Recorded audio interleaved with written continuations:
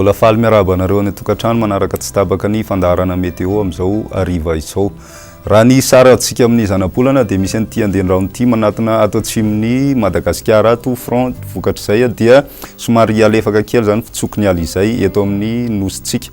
Fanazana zany dia isy rivotra somary mafimafy ihany aty amin'ny ilany atsimo andrefan'ny Madagasikara sy ny tapany avaratry ny nosy iny. Raha ny toetrandro voavinavina ho an'ny rapitso maraina dia andianjavona nitantsika aty amin'ny atitany Madagasikara mipakatra aty amin'ny faritra ilany atsinanana aty zany hoe hatrany amin'ny faritry ny anosy ihany. Fa hitantsika ho anatin'ny rivo-drahona kosa any amin'ny faritry ny Sava, any Antala sy Maroantsetra balika tanteraka ny masoandro amin'ny faritra 6.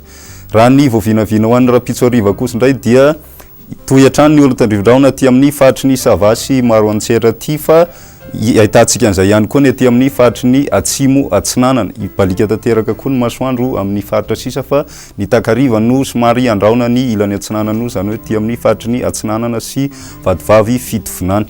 Raha ny maripana voavinavina ho any ambany indrindra kosa dia manodidina ny 3 degré eo zany no ambany indrindra aty amin'ny faritry Vakinakaratra eo amin'ny 9 ka hatramin'ny 12 kosa ny morontsiraky Madagasikara.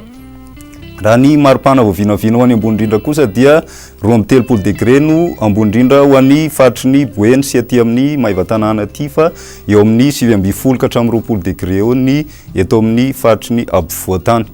Raha ivoaka amin'ireo tanàna ivelan'ny Madagasikara kosa ianao dia balika tanteraka ny masoandro any Johannesburg sy La Réunion ary Paris fa isy rahona kosa any Milan sy Nairobi, ahitana orotan'ny rivo-drahona any Maurice, Comore ary Seychelles.